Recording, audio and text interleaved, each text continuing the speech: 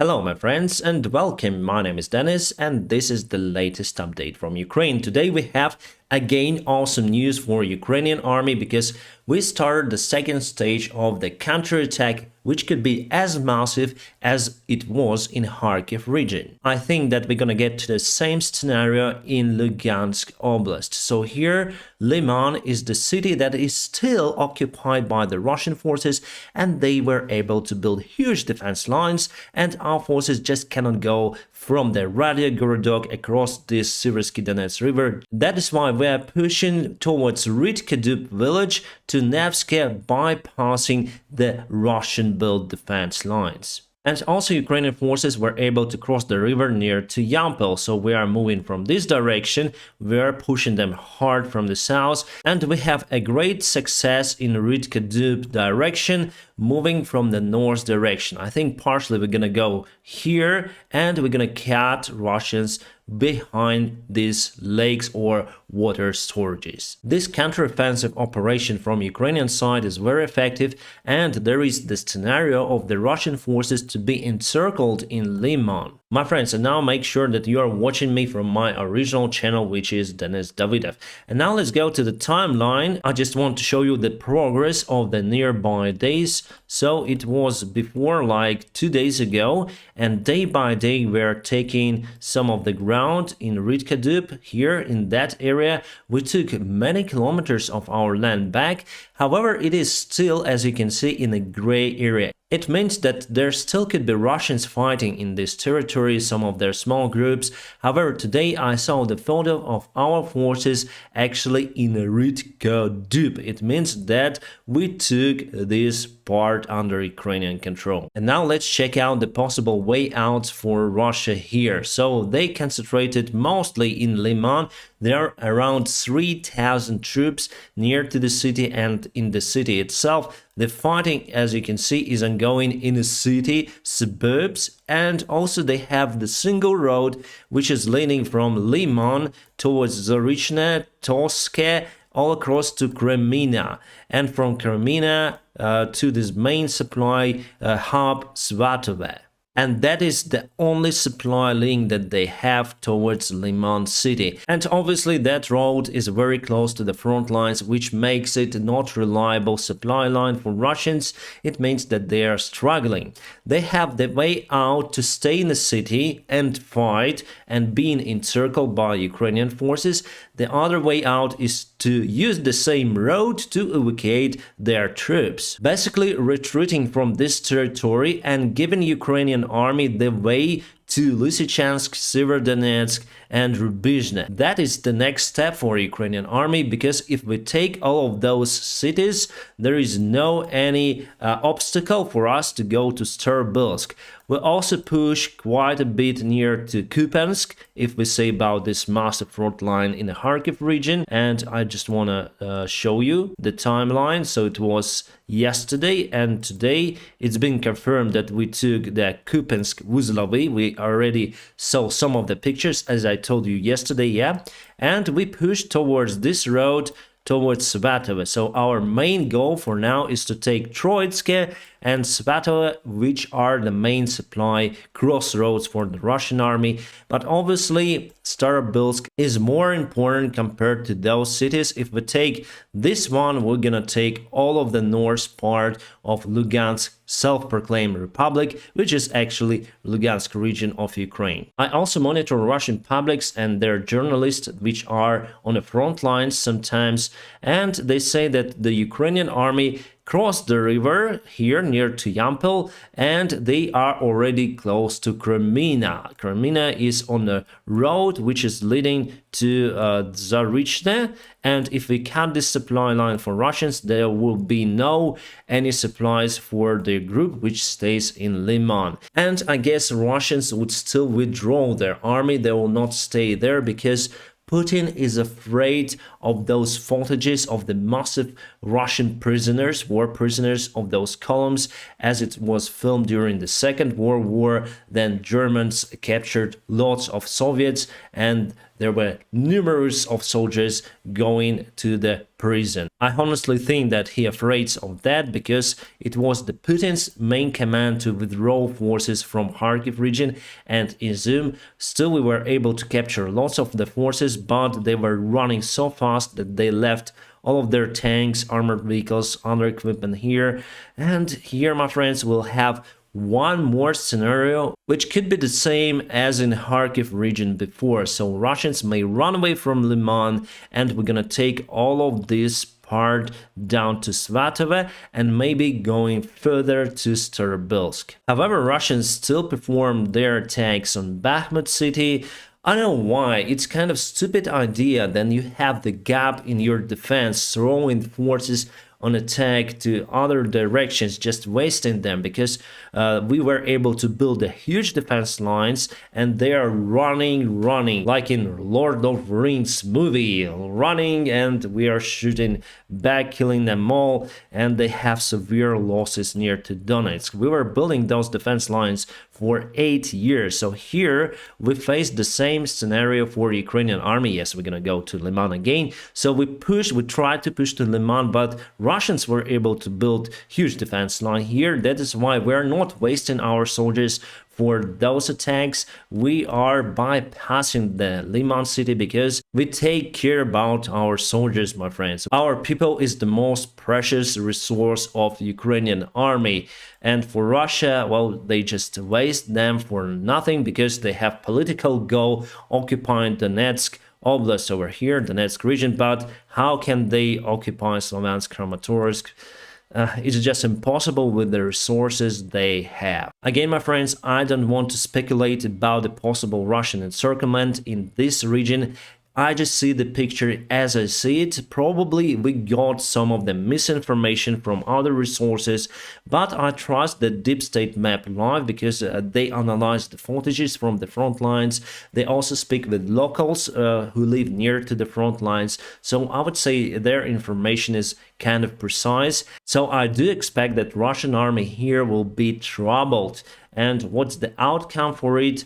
I would like to go to Svatove, I would like to cut Troitsk, but we don't know what may happen because it's the war, my friends. So I'm encouraging you to support Ukraine. Obviously, I'm supporting my country also, but everything may change very fast. Now let's go to the south, my friends. Here, no changes. The fighting is continuous, and we have Odessa city, which is under attack by the Russian drones, or it's better to say Iranian drones, which are used by Russians. They are launching those drones from this territory near to Odessa, so this part, and we already attacked their hub that they use as a control center for those drones, and every evening Odessa got hurt. And today we got the latest news that there were 4 major strikes on Kharkiv city, and Russia fired their rockets from the Belgorod, or the air base near to Belgorod. So they fire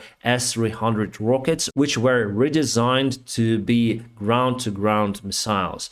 Originally, those are anti-aircraft rockets. And there is the huge fire today in Kharkiv region, and also some problems with electricity. And yes, Russia still wants to annex those regions, 4 regions of Ukraine: Kherson area, Zaporizhia region, Donetsk, and Lugansk. So it was some kind of fake referendum there, and today they put the result more than 97%.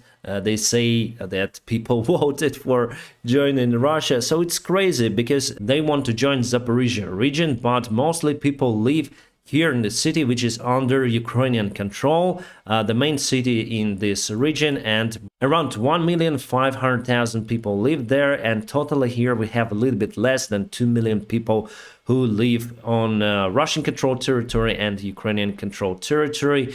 So how can they go to some sort of referendums without taking all of the control under this region? I don't know. But they may announce if Ukraine takes this under their control, it means that they are attacking Russia. So it's crazy. And the world should react on that. And now let's go to some of the news and events. Today, the gas pipeline in Baltic Sea was damaged. Probably someone smoked at the wrong place.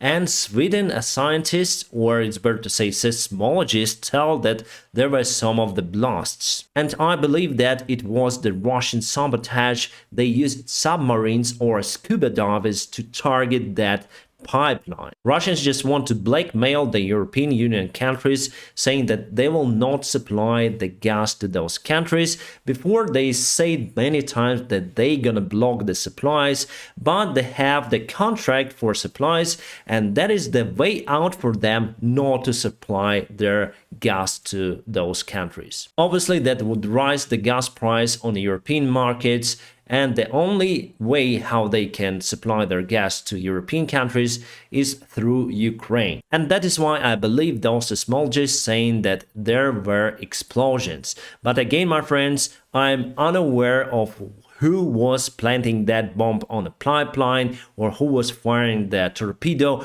or maybe it was some sort of blast from inside. It could be everything, but my thoughts that it's just Russia. United States Secretary Antony Blinken said that Ukraine may use Western-made weapons to target unrecognized Russian annexed territories that they try to put to Russia after those referendums. I think no country in the world would recognize those fake referendums. This is the picture of Kupiansk-Vuzlavi. This is the railway station, and we got that city under Ukrainian control, and we put Ukrainian flag there. Here we have the military map of international researches of war, which is in the United States, and they also analyzed the footages from the front line, saying that we are in Rytka, and however here we don't have the break from Ukrainian forces to Crimea. Russian soldiers put the washing machines inside those ammunition boxes just to deliver them back to Russia. They don't have morale, they don't have motivation, they don't have discipline.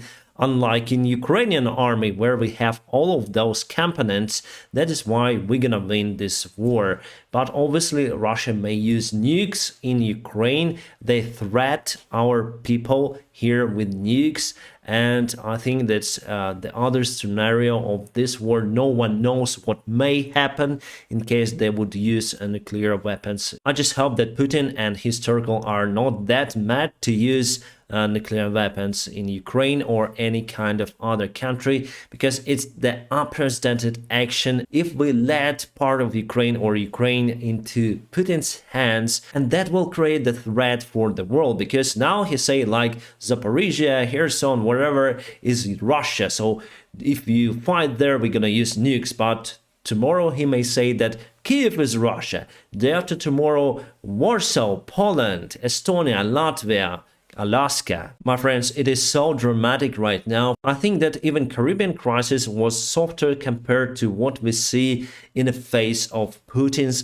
threat to the world. Those old Soviet-made lorries were spotted in one of the railway stations in Russia, and Russia probably delivered them to the front lines. Here we have already the Z marks, and those lorries are Kras 257, which were designed in 1965 and were in production for just a few years, and after were put for the long storage. You can see from the paint job, part of the corrosion, what we see, some of the amber here. Yeah, Russia is in lack of the resources for sure. This is the Russian soldier, tankist, who served in the army a long time ago, but he got this profession.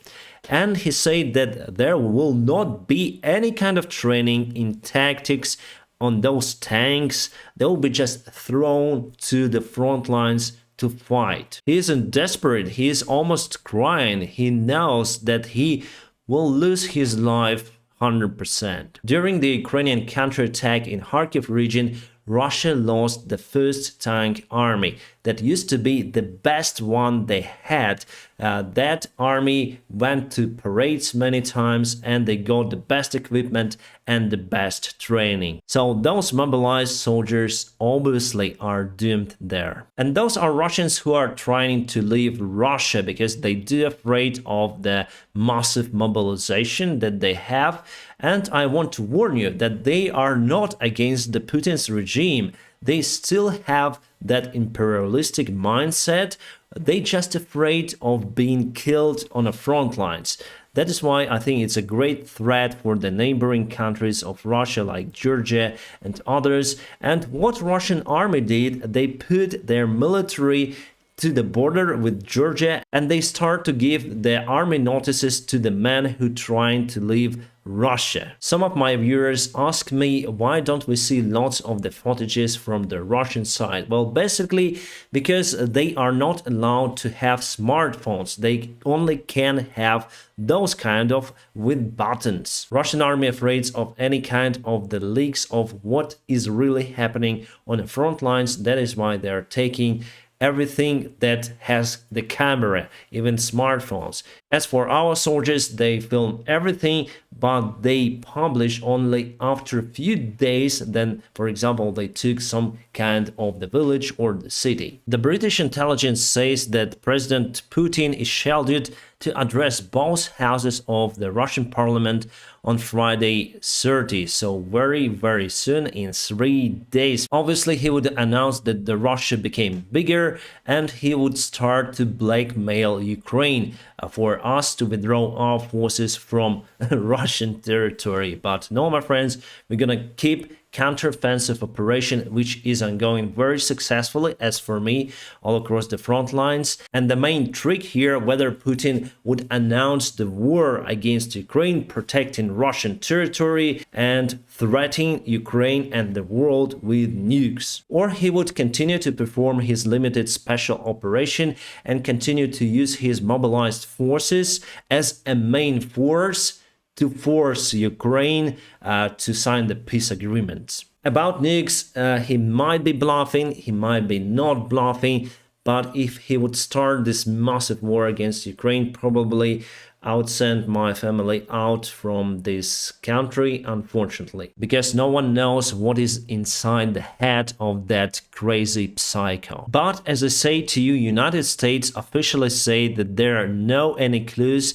that Russia is getting ready to use nuclear weapons in Ukraine or any kind of other country, and I would trust the intelligence services of the United States of America. At the same time, Secretary of State Blinken said that in case Russia would use nukes in Ukraine, the response would be catastrophic for Russia. Yet we don't know the nature of that response, and I hope that we'll never know. How Russia takes care about their own mobilized soldiers, they don't have the place for them in the military camps. That is why they just sleep on the open air under the portrait of their leader, and inside the building there are no any kind of beds, nothing. Yeah, there are some, but mostly old mattresses and nothing more.